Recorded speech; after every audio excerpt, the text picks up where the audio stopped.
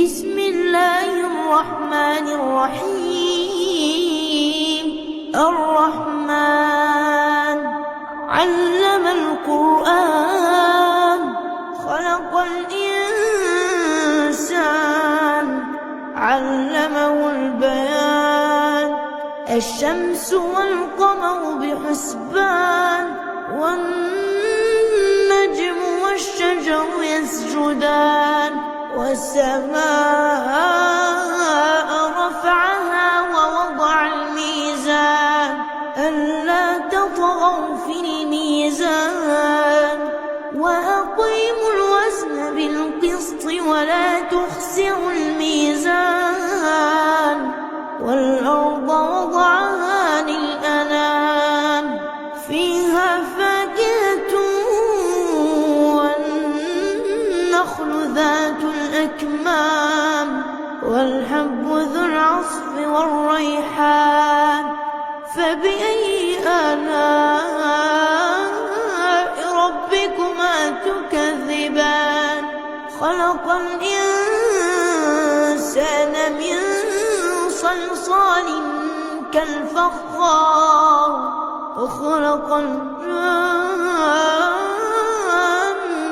من مارج من نار. فبأي آلاء ربكما تكذبان؟ رب المشرقين ورب المغربين. فبأي آلاء ربكما تكذبان؟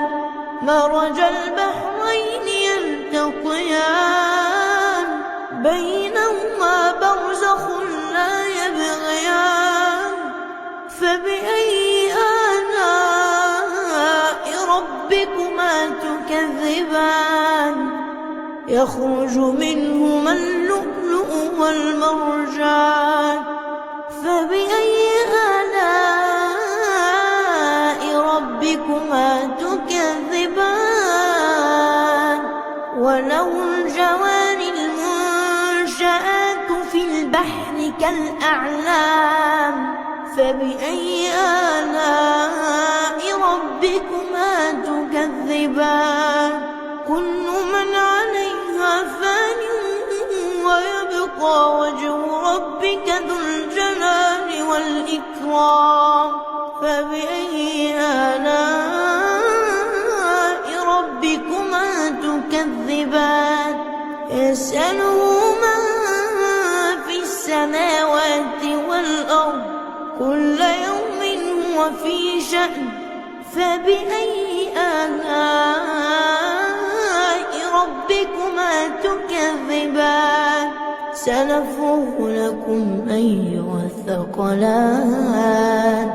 فبأي آلاء ربكما تكذبان؟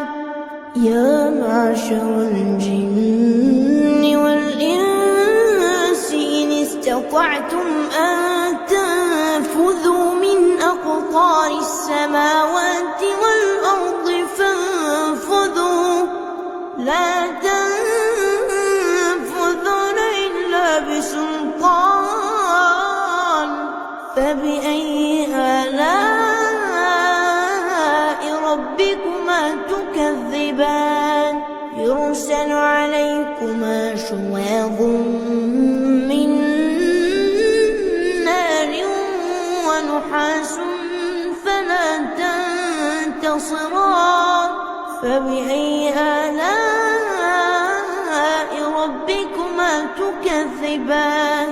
فإذا انشقت السماء فكانت وردة كالدهان. فبأي آلاء ربكما تكذبان؟ فيومئذ لا يسأل عن ذنبه إنس ولا جان.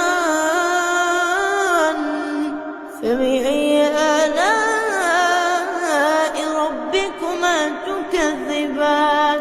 يعرف المجرمون بسيماهم فيؤخذ يؤخذ بالنواصي والأقدام فبأي آلاء ربكما تكذبان هذه جهنم التي يكذب بها المجرمون يطوفون بينها وبين حميم آن فبأي آلاء ربكما تكذبان ولمن خاف مقام ربه جنتان فبأي آلاء ربكما تكذبان ذواتا أفنان فبأي آلاء ربكما تكذبان فيهما عينان تجريان فبأي آلاء ربكما تكذبان فيهما من كل فاكهة زوجان فبأي آلاء ربكما تكذبان متكئين على فرش بطائنها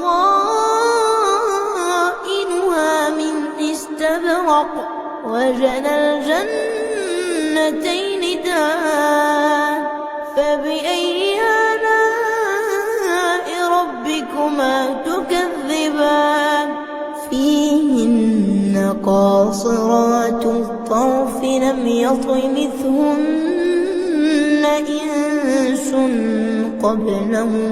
لم يطمثهن إنس قبلهم ولا جان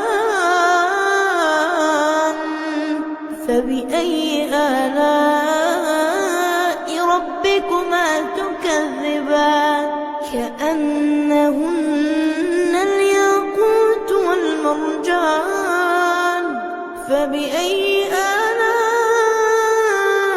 ربكما تكذبان هل جزاء الإحسان إلا الإحسان فبأي آلاء ربكما تكذبان ومن دونهما جنتان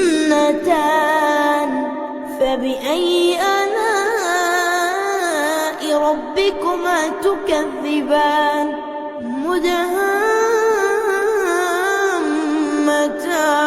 مدهامتان فبأي آلاء ربكما تكذبان فيهما عينان نضاختان فبأي آلاء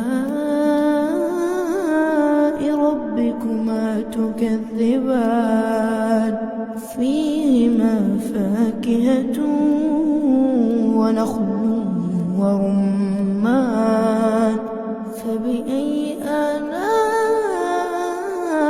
ربكما تكذبان فيهن خيرات حسان فبأي آلاء ربكما تكذبان حور مقصورات في الخيام فبأي آلاء